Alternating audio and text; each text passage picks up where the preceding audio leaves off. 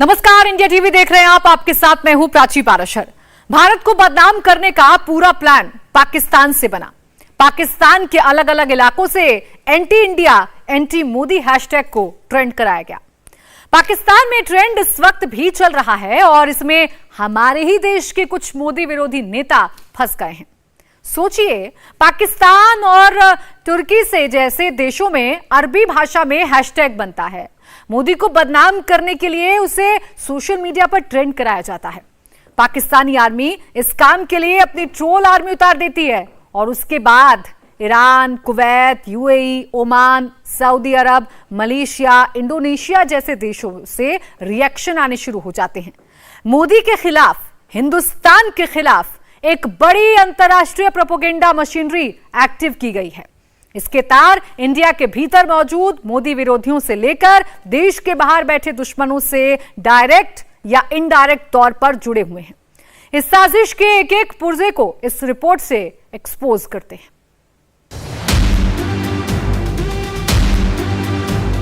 खेल पाकिस्तान का था। इस्लामाबाद से, लाहौर से, रावलपिंडी से ऐसा तूफान खड़ा किया गया जिसमें सिर्फ मोदी और मुसलमान था। क्या ये बात सच नहीं है कि दुश्मन के जाल में ओवैसी भी फंसे, राहुल भी पाकिस्तानी लाइन पर चलने लगे। पाकिस्तान का टॉप ट्विटर ट्रेंड देख लीजिए। नंबर 1 पर एंटी इंडिया हैशटैग। थोड़ा और नीचे देखिए, मोदी का भी नाम, अरब का भी नाम।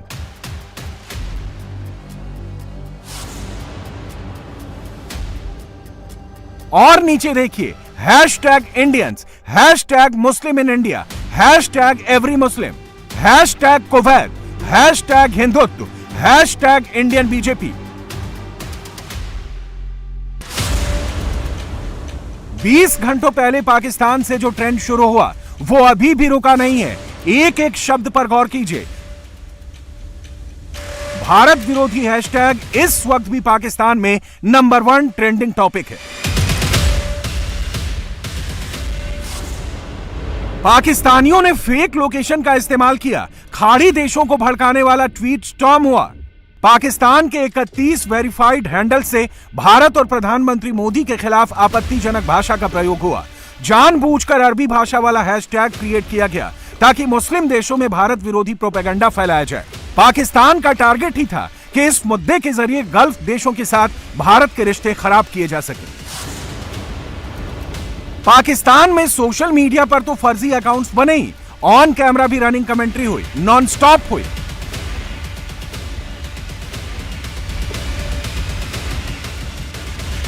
बीजेपी की स्पोक्सपर्सन, उन्होंने जो गुस्ताखी की है और 1 अरब से ज्यादा मुसलमानों की दिलाजारी की है। भारत में बीजेपी ने इंतहा पसंदों ने जिस किस्म की मुगलजात, गद, बुग़्ज़, बका, न कभी फ्रांस के मामले में, न कभी डेनमार्क के मामले में, ये गैरत हमेशा पाकिस्तान इसको लीड करता रहा। उसके बाद तुर्की इसको लीड करता रहा। रही सही कसर ईरान इसको निकालता रहा। बाकी अरब ममालिक को हमने बहुत ठंडे और यख हालत में देखा।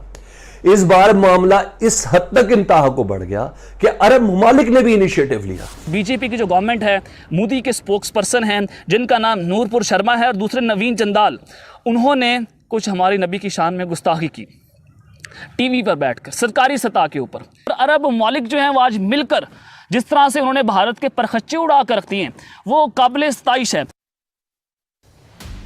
मगर पर्दे के पीछे का खेल बहुत बड़ा है। इसमें सिर्फ हिंदुस्तान ही नहीं, पाकिस्तान को खुलकर सपोर्ट करने वाले वो देश भी हैं, वो संस्थाएं भी हैं जो दिन रात विदेश में बैठकर एंटी इंडिया एजेंडा चलाती हैं और भारत में बैठे मोदी विरोधी, ऐसे देश विरोधी तत्वों को दाना पानी देते हैं। तो चलिए एक एक करके सबका कच्चा चिट्ठा खोलते हैं।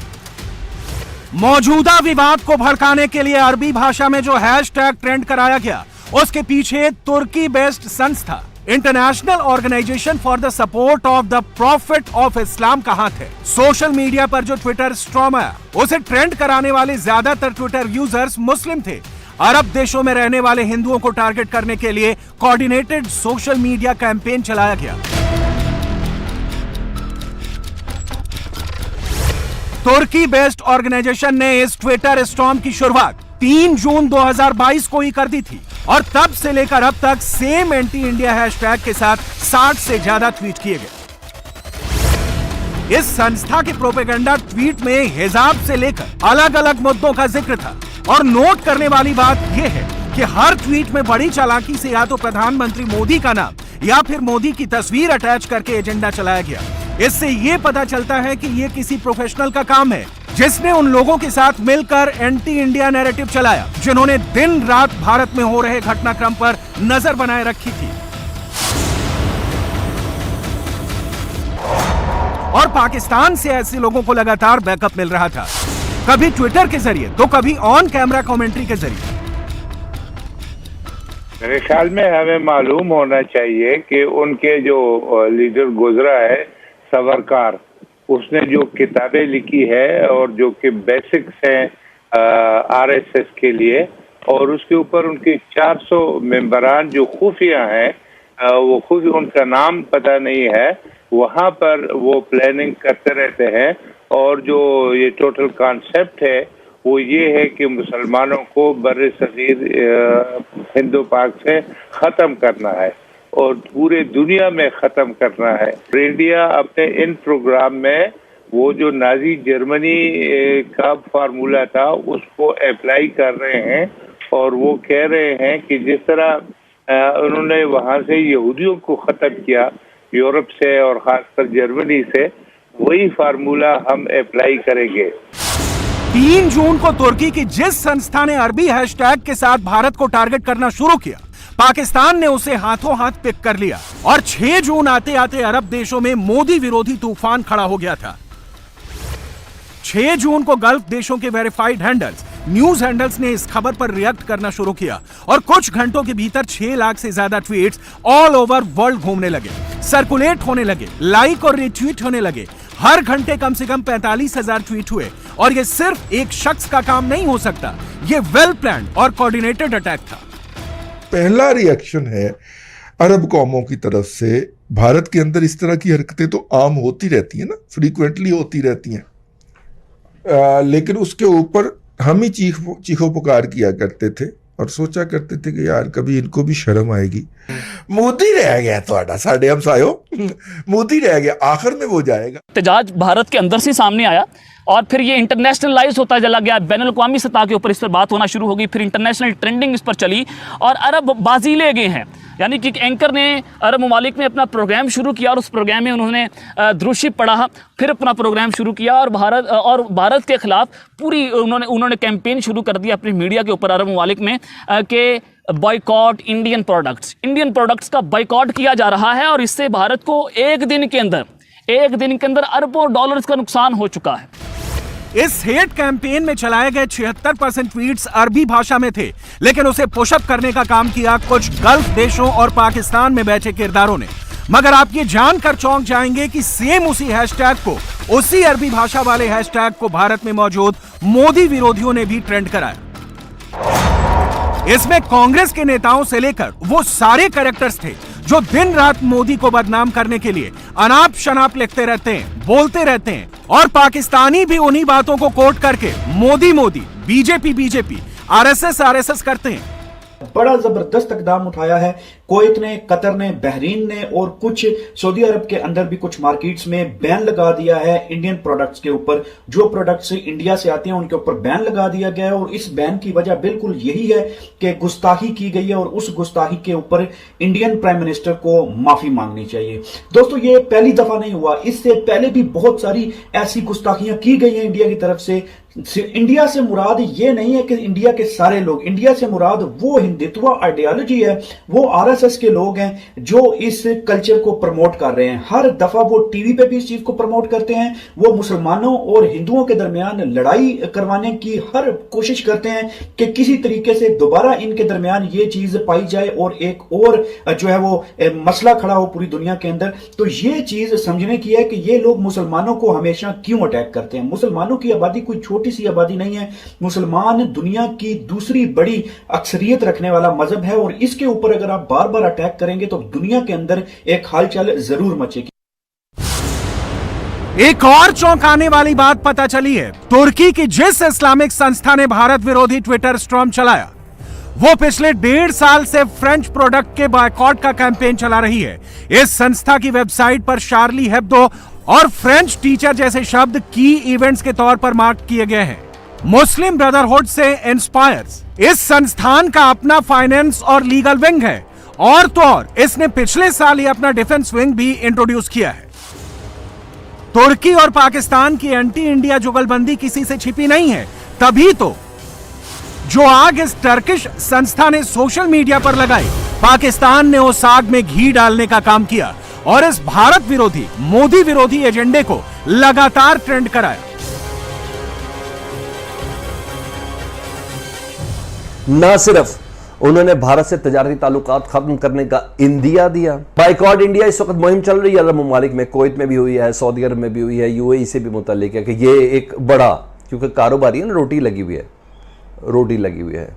मुसलमानों को बहुत सारी मुश्किलात का सामना है भारत के अंदर, और अब हमने देखा है कि भारत के अंदर हालिया अरसे के अंदर जो मुख्तलिफ वाक़यात हुए, अगर आप कुछ माह पीछे चले जाएं, हिजाब का मसला हुआ, जहाँ पे स्कूल की बच्चियों को, कॉलेज की बच्चियों को कहा गया कि आप हिजाब पहन के नहीं आ सकते, तो उसकी वजह से भी इंटरनेशनल मीडिया के अंदर ये स्टोरीज आई। और अब ये जो बयान जब सामने आया, गुस्ताखाना बयान, उसके ऊपर फिर अरब ममालिक से भी रद्द-ए-अमल आया, भारत के साथ एहतजाज भी किया गया। इस वक्त जो वहाँ पे हुकूमत है, उसकी वजह से भारत का अपना तशख़्ख़ुस भी ख़राब हो रहा है, भारत का अपना इमेज ख़राब हो रहा है, और बहुत सारे लोग ये कह रहे हैं, आप ट्विटर पे देखें, एक अरब हुक्मरान शख्सियत ने तो यहाँ तक कहा कि वो भारत जो अपनी, जिसे आप कह सकते हैं कि मुख्तलिफ रिलीजन्स के लिए, मुख्तलिफ लोगों के इकट्ठे रहने के लिए मशहूर था, अब वहाँ पे ये सूरत हाल पैदा हो चुकी है कि मुसलमानों के लिए वो ज़मीन तंग होती जा रही है, मुसलमानों के लिए मसाइल हो रहे हैं। तो इस तरह की बहुत सारी बातें सोशल मीडिया के ऊपर अरब ममालिक की जानिब से, अरब ममालिक में रहने वाले लोगों की जानिब से भी शेयर की जा रही हैं। यह सिर्फ संयोग नहीं हो सकता कि भारत को बदनाम करने की इंटरनेशनल साजिश रची जाती है और देश के भीतर मौजूद मोदी विरोधी उसमें भी अपना पॉलिटिकल हित साधने लगते हैं। कांग्रेस की टाइमलाइन पर तो ऐसे ट्वीट्स की भरमार है। मसलन कांग्रेस का आज का नारा देखिए, कितनी चालाकी से मोदी पर हमला किया। कांग्रेस के आधिकारिक हैंडल से #BJP डिफेम्स इंडिया वाला नैरेटिव नॉन स्टॉप चला। कांग्रेस के नेता राहुल गांधी हो, जयराम रमेश हो, इंडियन यूथ कांग्रेस हो, यूथ कांग्रेस का राष्ट्रीय अध्यक्ष हो, मोदी से नफरत ऐसी कि विदेशी साजिश को भी अपने फायदे के लिए इस्तेमाल कर डाला। सब नेबरिंग कंट्रीज है, कतार है, कुवैत है, सऊदी अरबिया है, ईरान है, और भी कुछ देश उसमें शामिल है, मालदीव्स है, पाकिस्तान तो छोड़ दीजिए। लेकिन पहली बार ऐसी हुआ है कि एक छोटा देश हिंदुस्तान को धमका रहा है, हाई कमिश्नर को बुलाकर कि माफ़ी मांगे। जिस प्रकार का वक्तव्य प्रॉफिट पैगंबर के बारे में हमारे देश में हुआ है, उससे सभी इस्लामिक स्टेट्स, इस्लामिक कंट्रीज आहत में है। और अगर ये सब मिलकर हमारे खिलाफ कोई लॉबिंग कर सकते हैं तो हमारे ट्रेड पर परिणाम हो जाएगा। वहाँ के मार्केट में, सुपर मार्केट में जो हिंदुस्तानी प्रोडक्ट्स है उसका ऊपर बैन किया है। ये हमारे लिए बहुत ही बुरी खबर है। एक दो नाम होते तो समझ में आता, मगर यहां तो कांग्रेस का पूरा इकोसिस्टम मोदी के पीछे पड़ गया। हर जगह मोदी का नाम फिट किया गया और विदेशी एजेंडे को पुश किया। कांग्रेसी हैंडल के ट्वीट्स देखकर आपको बिल्कुल यही लगेगा कि ये सारे हिंदुस्तान की नहीं, पाकिस्तान की भाषा बोल रहे हैं। ये अरब मुल्क, ये इन्होंने तो इनकरेज किया है। जैसे मोदी आया, जब अगर उनको अपने एम्बेसडर्स को भेजते और मोदी को कहते, बच्चों बात सुनो, तुम्हारा बड़ा बुरा रेप्यूटेशन है, अगर तुम्हारे नेक्स्ट टर्म में ये सब बातें हुई, हम तुम्हारे खिलाफ बड़े एक्शन लेंगे, हम सैंक्शन करेंगे, हम बॉयकॉट करेंगे, हम अपने डिप्लोमेटिक रिप्रेजेंटेटिव्स को निकालेंगे। कुछ नहीं कहा। यूएई तो चुप है आज तक। या खुदा के लिए, आपके पास जुर्रत नहीं है। आप रसूल अल्लाह के नाम पे, आप उनके लिए अगर आप डिप्लोमेटिक रिलेशंस कम से कम ना काटे तो what is left? Tell me what is left? तो बस इस्तग़फ़ार। इस आदमी के साथ, मोदी के साथ आप बात करना चाहते हैं? आप ट्रेड रिस्टोर करना चाहते हैं, आप दोस्ती चाहते हैं। इस्लामी दुनिया नाम की कोई चीज इस वक्त मौजूद नहीं है। इस वक्त सिर्फ मतलबी दुनिया के नाम की चीज मौजूद है, जहां आपका फायदा आपने देखना है, मेरा फायदा मैंने देखना है। दूसरी बात, हम क्या सोचते हैं, हम इन लोगों को झुका लेंगे, इनकी इकोनॉमिक वो बाइकॉट और फलाना ठिकाना जो कुछ किया गया, ठीक है, आप अपने तौर पे बड़ा आपने कोई तीर मारा होगा, आप वो कर सकते हैं। आपको लगता है पाकिस्तान जैसे मुल्क में ये बाइकॉट हो सकता है? बाहर निकलिए, आज भी आपको इंडियन कॉस्मेटिक्स की चीजें, इंडियन शैम्पू, इंडियन क्रीमें बाजार में बिकती नजर आएंगी। हम यौम कश्मीर पर इंडियन फिल्में देख करके भारत कश्मीरियों से इज़हार यकजहती कर रहे हैं। क्या यह हकीकत नहीं है? मोदी से सियासी दुश्मनी अपनी जगह है, मगर सियासी दुकान चमकाने के चक्कर में अगर कोई डोमेस्टिक पॉलिटिक्स को इंटरनेशनल बना दे तो नुकसान किसी एक नेता का नहीं, पूरे देश का होता है। और इस वक्त वही हो रहा है। हेट मोदी वाली इस बहती गंगा में अब मुफ्तियों और मौलानाओं की टोली भी कूद पड़ी है। सबने वही भारत को कमजोर करने वाले स्क्रिप्ट पढ़ी है। पहला सैंपल मुफ्ती सलमान अजहरी का है। मुसलमान आतंकी नहीं है, दहशतगर्द नहीं है, तोड़ फोड़ करना इसकी आदत नहीं है, लेकिन एक मुहावरा मशहूर है, तुम किसी को छेड़ो मत, और अगर कोई छेड़े तो ये तो दुनिया जानती है। अगर ये मुसलमान भावुक होते हैं, जज्बाती होते हैं, तो यूं ही नहीं बल्कि इनके करंट के तार को जब तुम छेड़ते हो तो ये बेकाबू होते हैं। शुरुआत छेड़ोगे तो छोड़ेंगे नहीं से होती है, और क्लाइमेक्स आते आते 80 बनाम 20 वाले डायलॉग सुनाई देने लगते हैं। खामियाजा भुगतना पड़ेगा, ये तक कहा जाने लगता है। यहाँ पर हमारी कौम का हाल ये है, टूटे हुए हैं, बिखरे हुए हैं। कहने को तो 15% है ना, अभी 80 वर्सेस 20 का बड़ा नारा लग रहा था आपके यहाँ। 20% या पूरे हिंदुस्तान में अगर 14% 15% है आप, उसमें भी टूटे बिखरे हुए हैं। वो कौम जो तुम्हारा नाम लेकर के दूसरों को डरा रही है, उनके पास ताकत भी है, सियासी पार्टी भी है, बड़े बड़े डिपार्टमेंट ओहदे उनके पास, पुलिस फौज न जाने क्या क्या चीजें, हथियार बम बारूद सब। उसके बावजूद मैं ये पूछता हूँ कि इस 20% कौम से दूसरे लोगों को क्यों डराते हैं? आज ये जिस तरह का जहरीला माहौल बना रहे हैं, इसका खुमियाजा उन्हें भी भुगतना पड़ेगा। और अगर तुम नफरत ही चाहते हो, तुम लड़ाई ही चाहते हो, कत्ल गारत ही चाहते हो, तो फिर डर की बात नहीं है। अल्हम्दुलिल्लाह हम भी बदरी सहाबा के वारिस हैं। सुभान अल्लाह। अगर तुम इसी तरह दबा दबा के मारना चाहते हो और ये सोचते हो कि ये सारे मुसलमानों को चाकू दिखाएंगे, तलवार दिखाएंगे, बंदूक दिखाएंगे, इनको घरों में बंद कर देंगे, तो कान खोल कर सुन लो, 1400 साल से हमारा हर बच्चा करबला की दास्तान भी सुनता आ रहा है। बहुत गौर से सुनिएगा, एक आतंकी पर मुकदमा ही नहीं चलता, एक आतंकी के खिलाफ चार्जशीट ही दाखिल नहीं होती, एक आतंकी फांसी के तख्त तक पहुंच ही नहीं पाता अगर यूपी में योगी आदित्यनाथ की सरकार ना होती। धर्म देखकर, कपड़े देखकर, पहनावा देखकर कौन काम करता है, आज सब एक्सपोज होगा। बनारस के संकट मोचन मंदिर में जब धमाके हुए, हनुमान भक्तों की जान गई, तब आतंकी पकड़े गए, लेकिन तब के मुख्यमंत्री ने कहा सबको छोड़ दो। अदालत ने आज सबूत और गवाह के आधार पर फैसला सुनाया, वजीउल्लाह मुजरिम है और उसको सजाए मौत मिलेगी। ये वही वजीउल्लाह है जिसकी पैरवी अखिलेश यादव कर रहे थे। योगी आदित्यनाथ ने उसी वजीउल्लाह को फांसी के तख्ते पर पहुंचाया है। जो लोग राजधर्म की परिभाषा बताते रहते हैं, वो असली राजधर्म क्या होता है, इस रिपोर्ट से देखें।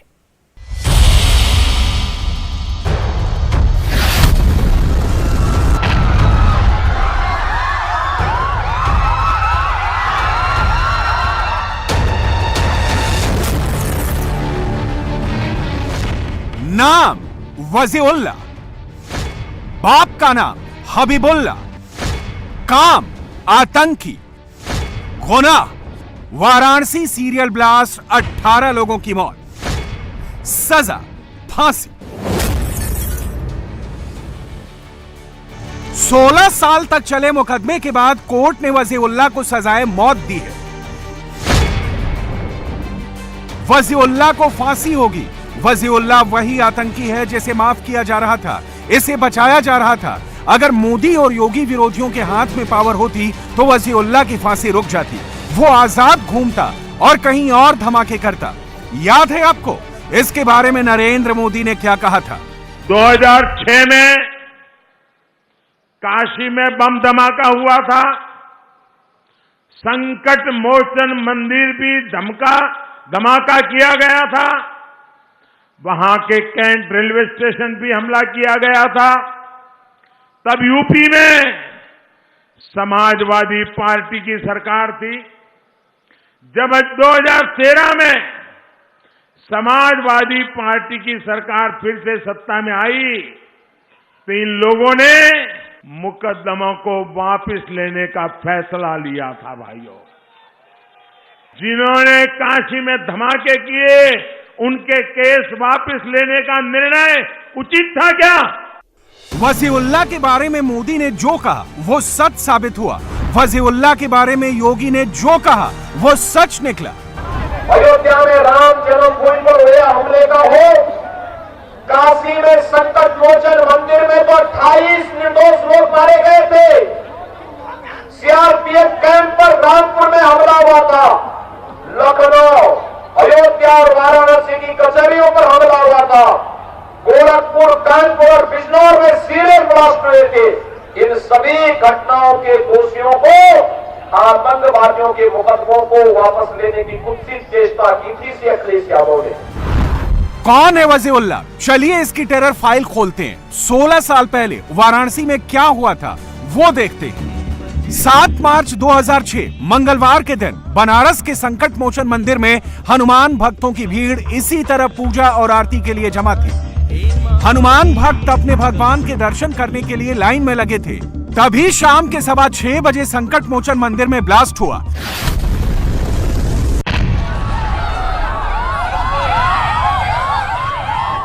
संकट मोचन मंदिर में धमाका इतना तेज था कि 7 लोगों ने मौके पर ही दम तोड़ दिया था। संकट मोचन ब्लास्ट के कुछ ही मिनट बाद वाराणसी कैंट रेलवे स्टेशन पर धमाका हुआ जिसमें 11 लोगों की मौत हुई। 15 मिनट के अंदर अंदर दशाश्वमेध घाट पर लाइव कुकर बम मिला जिसे डिफ्यूज कर दिया गया। वजीउल्लाह 29 दिनों तक फरार रहा। 5 अप्रैल 2006 को उसे इलाहाबाद के फूलपुर गांव से पकड़ा गया था तो उसके पास से RDX और AK-47 राइफल बरामद हुई। इस केस में वजीउल्लाह का साथी मोहम्मद जुबैर था जिसे सुरक्षा एजेंसियों ने 9 मई 2006 को LOC पर ढेर कर दिया था। सबूत पूरे थे, सबूत पक्के थे। इस केस में 1-2 नहीं 121 गवाह मौजूद थे और वो गवाही देने को तैयार थे।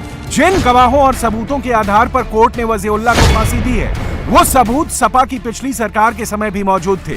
सरकार को पता था, पुलिस की रिपोर्ट थी, लेकिन समाजवादी पार्टी की अखिलेश यादव सरकार ने वजीउल्लाह को माफी देने के लिए चिट्ठी लिखी थी। इलाहाबाद हाई कोर्ट ने अखिलेश की अर्जी को नामंजूर कर दिया। तब जाकर वजीउल्लाह के खिलाफ मुकदमा शुरू हुआ। काशी के वकीलों ने वजीउल्लाह का मुकदमा लड़ने से मना कर दिया तो ये केस गाजियाबाद कोर्ट में ट्रांसफर हुआ। वजीउल्लाह के खिलाफ जितनी भी धाराएं लगी वो साबित हुई। वजीउल्लाह हर केस में मुजरिम साबित हुआ। ट्रायल केस नंबर 1786/2006 दफा 302 में फांसी की सजा। ट्रायल केस नंबर 1786/2006 दफा 307 में 10 साल जेल की सजा। ट्रायल केस नंबर 1786/2006 दफा 326 में 7 साल जेल की सजा। Trial case number 1787/2006 illegal activities act की धारा 16 के तहत उम्र कैद। ट्रायल केस नंबर 1787/2006 विस्फोटक पदार्थ अधिनियम की दफा 4 ख और दफा 5 में 10 साल जेल की सजा। उस मुकदमे के बाद फैसला होता है, किसी को फांसी, किसी को उम्र कैद की सजा होती है। तो इस बात का जवाब श्री अखिलेश यादव जी को देना चाहिए कि उनकी सरकार में इस प्रकार के मुकदमे लेने की कोशिश क्यों की गई थी। और मैं माननीय न्यायालय के फैसले का स्वागत करता हूं। आतंकी घटनाओं को अंजाम देने वाले, निर्दोषों को मौत के घाट उतारने वालों को जैसी सजा मिलनी चाहिए थी वैसी सजा उनको मिली है। वजीउल्लाह और उसके आतंकी साथियों ने काशी की उन जगहों को टारगेट किया था जहां काशी की जान बसती है। मंगलवार को संकट मोचन मंदिर में धमाका करने का मोटिव ज्यादा से ज्यादा लोगों को मारना तो था ही, साथ ही हिंदू आस्था को भी चोट पहुंचाना था। वाराणसी कैंट रेलवे स्टेशन को इसलिए टारगेट किया गया क्योंकि इसका लुक मंदिर जैसा दिखता है। बनारस सीरियल ब्लास्ट में जिन्होंने अपनों को खोया, उन परिवारों का दर्द आज भी कम नहीं हुआ है, लेकिन कोर्ट ने मुजरिम को सजा दी तो जख्मों पर थोड़ा मरहम जरूर लगा है।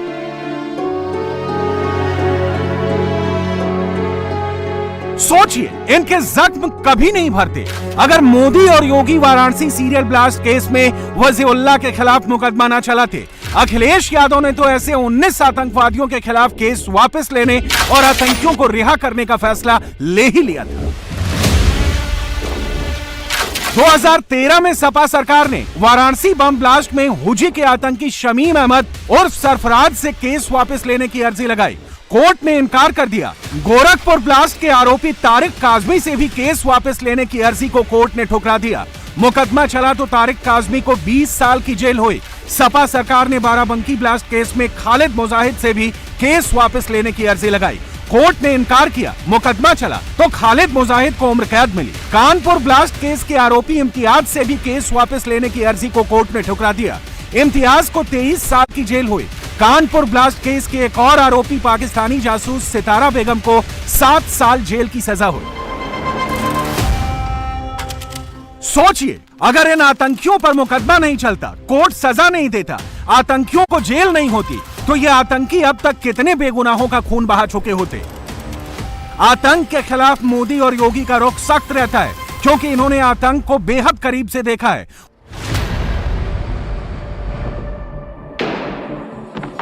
मोदी जब गुजरात के सीएम थे तब अहमदाबाद में सीरियल ब्लास्ट हुए थे। कोर्ट ने इसी साल अहमदाबाद सीरियल ब्लास्ट केस में 38 आतंकियों को फांसी की सजा दी है। मैंने उस रक्त से गीली हुई इस मिट्टी को उठा करके मैंने संकल्प लिया था कि मेरी सरकार इन आतंकवादियों को पाताल से भी खोज करके सजा देगी। यहां समाजवादी पार्टी का जो चुनाव सिंबल है ना, उनका चुनाव का निशान है ना, तो शुरू में जो बम धमाके हुए वो सारे के सारे बम धमाके उन्होंने बम साइकिल पे रखे हुए थे। अब देखिए,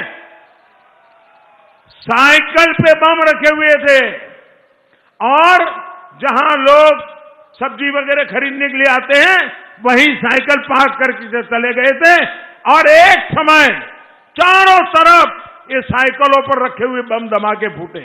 मैं हैरान हूं, ये साइकिल को उन्होंने क्यों पसंद किया। जब से वजीउल्लाह को फांसी की सजा का ऐलान हुआ है, तब से समाजवादी पार्टी ने चुप्पी साध रखी है। ना कोई बयान आया, ना प्रेस नोट आया, ना अखिलेश यादव का कोई ट्वीट आया। सपा इन दिनों कानपुर दंगा केस में एक्टिव है। अखिलेश यादव इशारों इशारों में शायरी करके बीजेपी पर वार करते हैं।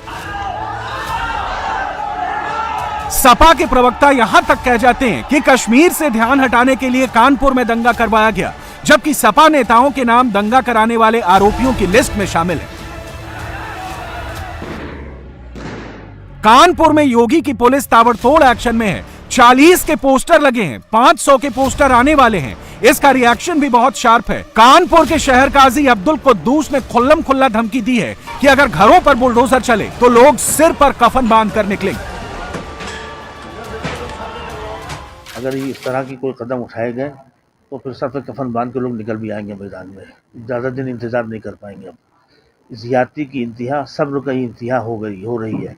अगर मतलब होना है तो फिर ठीक है, वो हम कानून को तो तोड़ते नहीं ना, कानून कभी तोड़ा हमने, लेकिन ये तो हमें हक है कि ठीक है भाई, हम मरने के लिए निकले आ रहे, मारो सर पे कफन बांध के निकल पड़ेंगे। फिर तो हमें यही करना है, जब हमें रहने नहीं देना, हमारे बच्चों को पकड़ना, गिरफ्तार करना, जुल्म ज़्यादती करना, घर तोड़ देना, तो फिर ठीक है, हम मरने के लिए तैयार है ना। हम तो हम सर पे कफन बांध के निकलने आ रहे, तोड़िए आप इसके मकान तोड़ना, हम इसके लिए तैयार हैं। देखिए, ये बिल्कुल जायज़ बात है कि एक तरफा कार्रवाई हो रही है। 90% 95% मुसलमानों की गिरफ्तारी हो रही है, 2-4% में उनकी हो रही है। कानपुर के शहर काजी ने कैमरे लगाकर कफन बांधने वाला कमेंट कर तो दिया, लेकिन जब इंडिया टीवी का कैमरा पहुंचा तो काजी के तेवर ढीले पड़ गए। धमकी वाली लाइन छोड़कर उन्होंने माफी मांगने वाला ट्रैक पकड़ लिया। काजी कहते हैं, अमन को अगर खराब करने की कोशिश की गई है, अब पोस्टर लगे हैं 40 लोगों के, सीसीटीवी के आधार पर गिरफ्तारी हो रही है, जांच से संतुष्ट हैं आप? भाई, अब तक जो गिरफ्तारी हो चुकी है वो गिरफ्तारी हमारे हिसाब से ज़्यादा है, इसलिए कि इतना बड़ा झगड़ा नहीं था। एनआरसी का मैटर आया तो एक बहुत बड़ा एपिसोड था वो, और उसमें बहुत मुख्तसर गिरफ्तारियाँ हुई, तो उसको देखते हुए एक जरा से मसला था उतना बढ़ गया, तो इतना नहीं होना चाहिए। हाँ ठीक है, अगर कोई गलती हुई 10-25 लोगों को अंदर कर दिया जाए तो कोई हर्ज की बात नहीं। अब 50 हो गए, अभी गिरफ्तारी का सिलसिला चल रहा है, तो मैंने अभी कमिश्नर साहब से मुलाकात करके गुजारिश की है। कमिश्नर साहब बहुत संजीदा सुलझे हुए आदमी हैं, अच्छे आदमी हैं, अच्छे फैसले लेते हैं, और मैं उनसे काफ़ी दिन से वाक़िफ़ हूँ, उनके मिजाज से वाकिफ़ हूँ, तो मैंने उनसे गुजारिश की है कि भाई गिरफ्तारियाँ अब ज़्यादा हो चुकी हैं, अब इसको बंद कर दीजिए और सबको माफ़ कर दीजिए। हिंदू मुस्लिम जो भी है सबको माफ़ कर, सब अपने भाई हैं, मैं क्या लेना देना। बच्चे हैं, अगर कोई नादानी की है तो अब क्या, अब अगर एक बदन है, बदन में अगर हाथ ने गलती की है तो एक एक उंगली से बदला लिया जाए, फिर पिंडली से लिया जाए, फिर पैर से लिया जाए, फिर हर चीज़। अरे तो ठीक है, बच्चे हैं, गलती करते ख़त्म, बड़ा काम है माफ़ करना, ख़त्म करना। बच्चे हैं, बच्चों से गलतियां हो जाती हैं। कानपुर दंगा केस की जांच ट्रैक पर है, पुलिस ने हालात को कंट्रोल कर लिया है। योगी की पुलिस लॉ एंड ऑर्डर बनाए रखने के लिए कैसे काम करती है, इसका एक और एग्जाम्पल आज मिला। आज ही आरएसएस के लखनऊ और उन्नाव ऑफिस को बम से उड़ाने की धमकी मिली है, और आज ही धमकी देने वाला राज मोहम्मद तमिलनाडु से गिरफ्तार कर लिया गया है। गिरफ्तारी तमिलनाडु में हुई, जाल यूपी पुलिस ने बिछाया। कर्नाटक के 4 आरएसएस ऑफिस और यूपी के 2 आरएसएस ऑफिस को उड़ाने की धमकी हिंदी, अंग्रेजी और कन्नड़ भाषाओं में आई। यूपी पुलिस ने कुछ ही घंटों में मैसेज के कोड को क्रैक किया, सेंडर को ट्रैक किया और अरेस्ट कर लिया।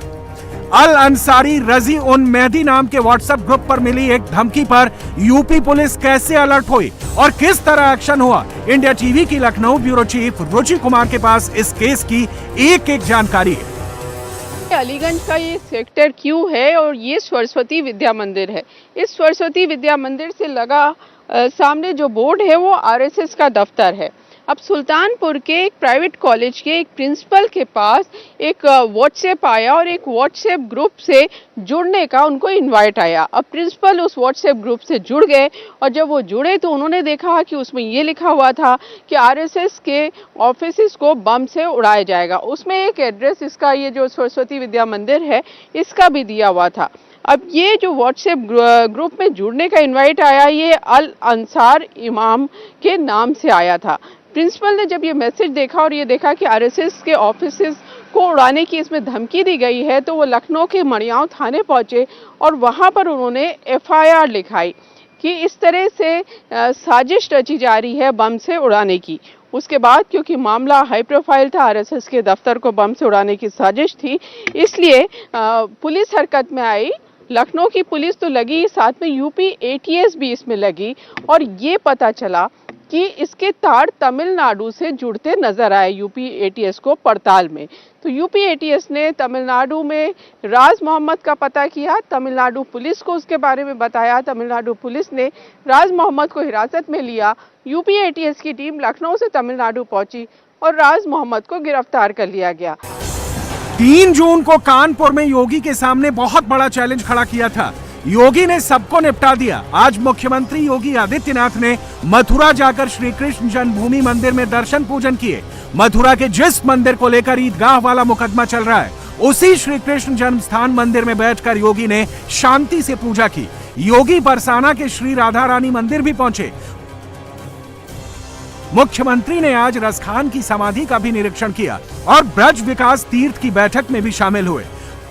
पूरे देश के अंदर उत्तर हो, दक्षिण हो, पूरब हो, पश्चिम हो, ये कोई भाव नहीं होता स्वामी विवेकानंद का जन्म कहां हुआ, किन परिस्थितियों में हुआ। देश के प्रति, धर्म के प्रति उनकी सेवाएं उन्हें महानता की नई ऊंचाइयों तक पहुंचाता है। मथुरा की धरती से योगी आदित्यनाथ ने एक बड़ा मैसेज दिया है। वो सही हैं और सही रास्ते पर हैं, विरोधी गलत हैं, गलत रास्ते पर हैं, इसलिए विरोधियों को हर जगह मात मिल रही है। और इस वक्त की बड़ी खबर आपको बता दें, यूपी में बड़े पैमाने पर डीएम का तबादला हुआ है। योगी सरकार ने कानपुर की डीएम नेहा शर्मा का तबादला कर दिया है, उन्हें हटा दिया गया है। नेहा शर्मा की जगह अब विशाख जी को कानपुर का डीएम बनाया गया है। विशाख जी इससे पहले भी कानपुर के डीएम रह चुके हैं। इस वक्त वो मुख्यमंत्री के विशेष सचिव हैं। नेहा शर्मा को स्थानीय निकाय का निदेशक बनाया गया है। इसके अलावा लखनऊ के डीएम अभिषेक प्रकाश को सचिव उद्योग विभाग भेजा गया है। सूर्यपाल गंगवार को लखनऊ का नया जिलाधिकारी बनाया गया है। इस लिस्ट में 21 नाम शामिल हैं। गाजियाबाद के डीएम राकेश सिंह को गाजियाबाद विकास प्राधिकरण का अतिरिक्त प्रभार सौंपा गया है। तो ये बड़ा प्रशासनिक फेरबदल उत्तर प्रदेश में हुआ है। डीएम बदले गए हैं, खासकर कानपुर की डीएम नेहा शर्मा को हटा दिया गया है और कानपुर के नए डीएम अब विशाख जी होंगे। कुल 9 जिले ऐसे हैं जहां के डीएम बदले गए हैं। इनमें लखनऊ, गोरखपुर, फिरोजाबाद, अलीगढ़ शामिल हैं। साथ ही बस्ती, बलिया, जालौन के डीएम का भी ट्रांसफर हुआ है। इटावा की डीएम श्रुति सिंह का भी तबादला हुआ है। उन्हें सचिव चिकित्सा विभाग का पद सौंपा गया है। राज्यसभा चुनाव से पहले महाराष्ट्र की राजनीति में इस वक्त बहुत बड़ी हलचल मची हुई है। मुंबई के ट्राइडेंट होटल में इस समय सीएम उद्धव ठाकरे, शरद पवार, मल्लिकार्जुन खड़गे जैसे कई नेता और विधायक इकट्ठा हुए हैं। इस बैठक में शिवसेना, कांग्रेस और एनसीपी के विधायकों के साथ साथ कई निर्दलीय एमएलए भी शामिल हुए हैं। बताया जा रहा है कि इस मीटिंग में एनसीपी के 42, शिवसेना के 45 और कांग्रेस के 32 एमएलए पहुंचे हैं। साथ ही 6 निर्दलीय विधायक भी ठाकरे सरकार को समर्थन देने पहुंचे हैं। थोड़ी देर पहले उद्धव ठाकरे आए और मंच पर बैठे शरद पवार से उन्होंने मुलाकात की।